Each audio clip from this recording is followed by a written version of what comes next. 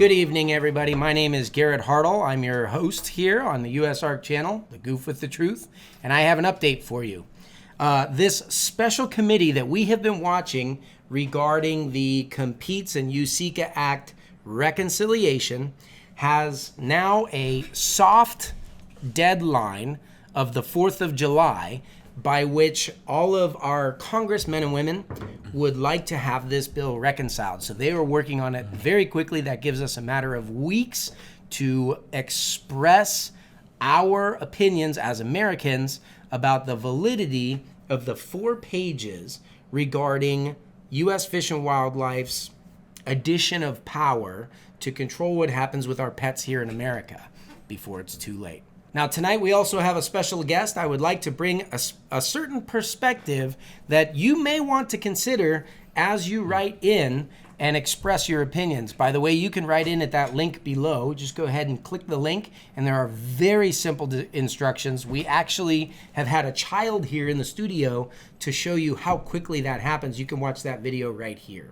But for tonight, we're going to talk to Reach Our Reptiles' own G.I. Joe Hull, who served in the Army. This bill that we are facing would, as soon as it goes through, immediately stop interstate travel between any species kept as pets, which are listed on this Lacey Act. We want to talk a little bit about how this bill specifically targets military personnel. Can you tell us a little bit about yourself? Today actually is my 17-year anniversary in the Army. I'm in my transition leave out, going over to that civilian life. So I joined in 2005, straight out of high school, and went to, did the basic, but then went to airborne school, got stationed at Fort Bragg. I did 3 months there before they said, hey, guess what, you're going to Iraq. And so 3 months, around a year into my contract, right, I'm in Iraq. Samar, Iraq, and I was there for 15 months. Came home, did 11 months at home, but we already knew we were on a rotation. I was set to go back. Went to Sadr City, Baghdad for 12 months. Came home for 10 months. Got PCS'd, which is stands for Permanent Change of Station. That's when they move us. And I got sent to Fort Leonard Wood for some training, and then went to Fort Drum, New York. Got there, and they were like, hey, in 2 months we're leaving for Afghanistan. I went and did 12 months in Afghanistan. Came home, was home for 6 months, did another permanent change of station back to Fort Bragg, and did about 5 years there. After that, I got tagged to be a recruiter.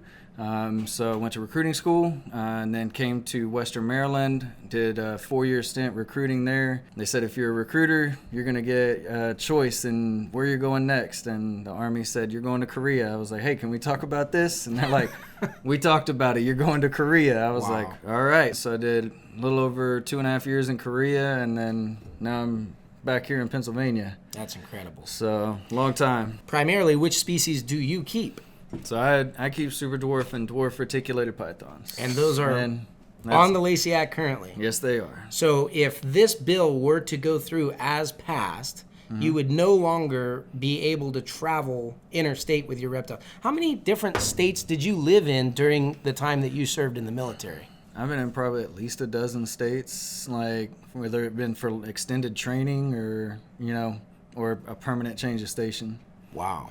So that's way more than I think that the average American probably doesn't move to 10 different states within, you said, 17 years. Yeah. That's a little bit insane. But here's the problem, guys, that we're starting to see. So you have military personnel that move much more than the average American, and you don't have much choice when it comes down to it where you're going to go. You are sent where they need you to serve. Ultimately, they can say kick rocks and you are going here, and then you don't have a choice. You have a report date, and if you don't show up, you're AWOL. Just based on your experience, if you said, hey, my pets live here, would that be a significant reason for them to allow you to stay within a certain state? Okay. Absolutely not. It's very, like, having kids trying, like, so sometimes, especially, like, for kids that are in their later years of school and their high school years, you will try and appease to the branch to say, hey, we want to stabilize here, right, and stuff to allow my kid to finish high school.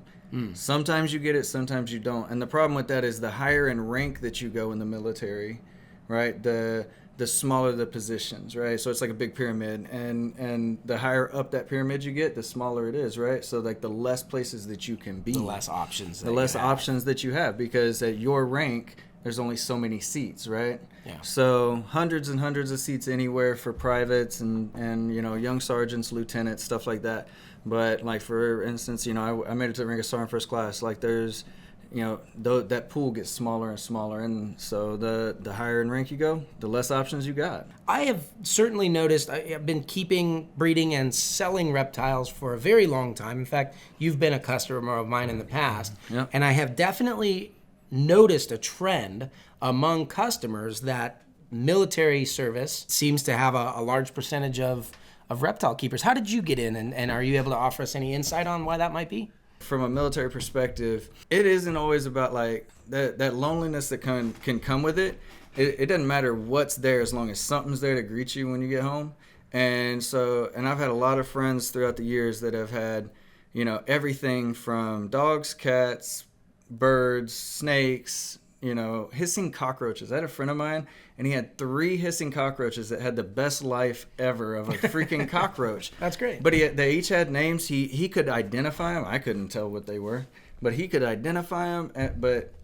Like what he told me is like, all I care about is that there's something I could come home and I feel like I can talk to, and I don't feel like it's just me, and I have something that I can care for outside of myself, and it brings kind of that sense of responsibility back that I think kind of gets lost with a lot of the military when we're young, especially because it's always on the go and on the go and on the go. And then you learn so much how to take care of everything else, because, that's what we do. We're hired to maintain and take care of America, right? And fight, any terrorist, foreign or domestic.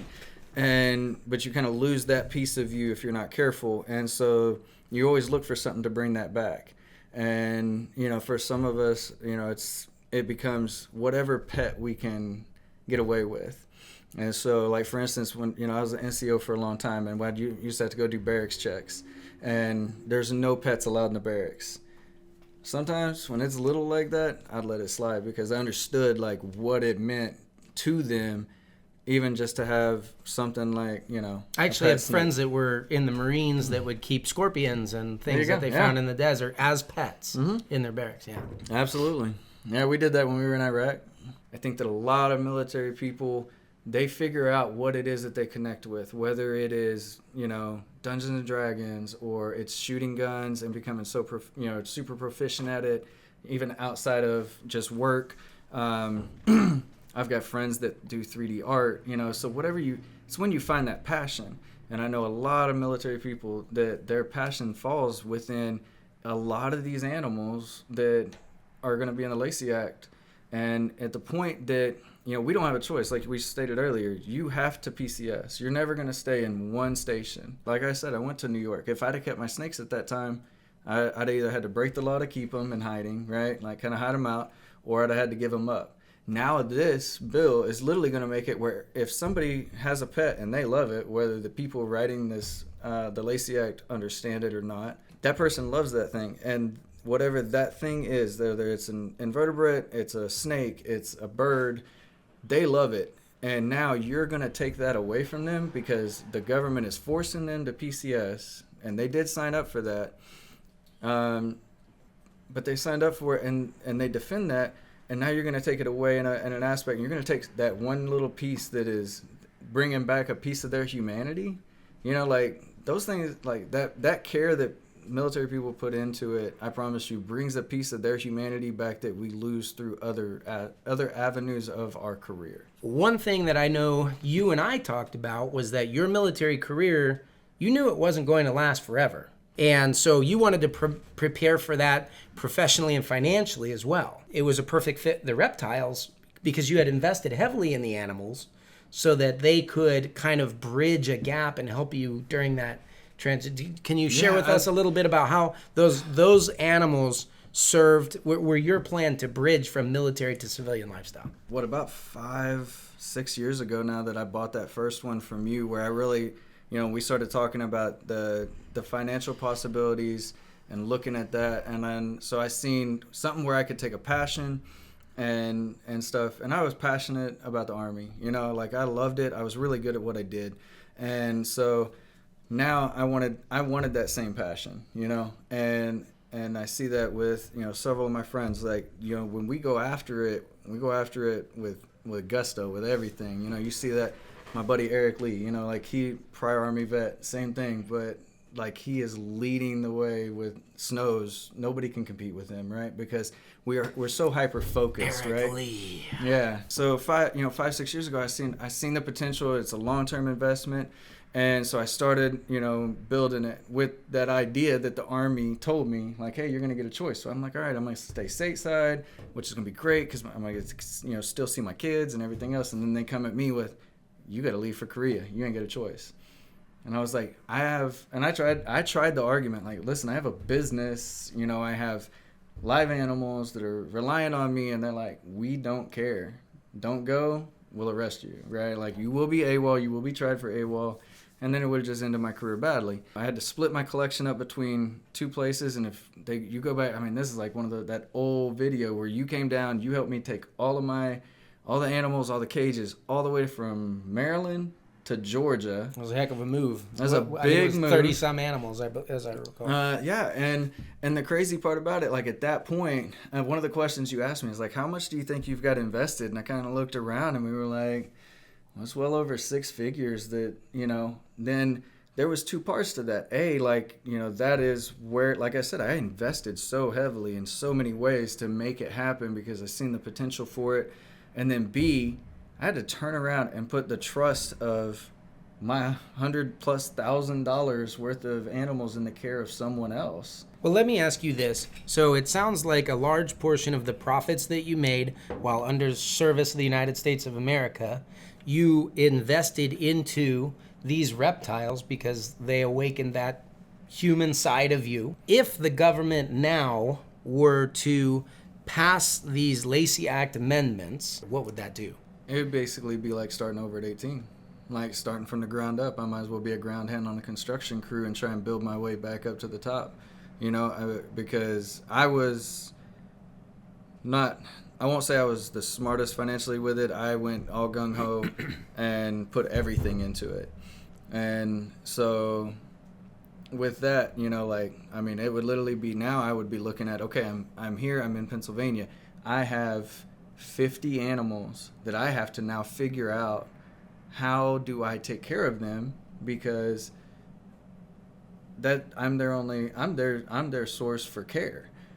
But now do I breed them? Like, I can't sell them interstate, you know? Do they literally become, I've got 50 pets that I have to house, feed, everything, grow up. I've got to find a job that's going to be able to support that, plus me, plus my kids. Like, since they would no longer be able to support themselves because they're not going to be able to support themselves or me, or my kids. Like, I mean, it was set to be, you know, that idea that I could do this and I can have a great time with it and be able to give everything that I wanted in life and my kids wanted in life and college education, all of that. The potential was there in the numbers, and you would literally cut that off. You would cut it off at the neck. Like, I would just have a head rolling across the floor right now, because I would have to figure out how to start over. Yeah. Well, thank you. I appreciate you for coming on here, sharing, and thank you for your service. Oh, it's my pleasure. I think this would be an absolute tragedy if these things were allowed to pass for the servicemen and women like Joe here who have actually found this amazing, albeit alternative lifestyle. So if you want to prevent this kind of thing from happening to our military men and women, you have now weeks between now and, ironically, the 4th of July, Independence Day, to voice your opinion to the men and women who are in this special committee, and you can do that by clicking the link below. Thank you all for your support. Good night, America.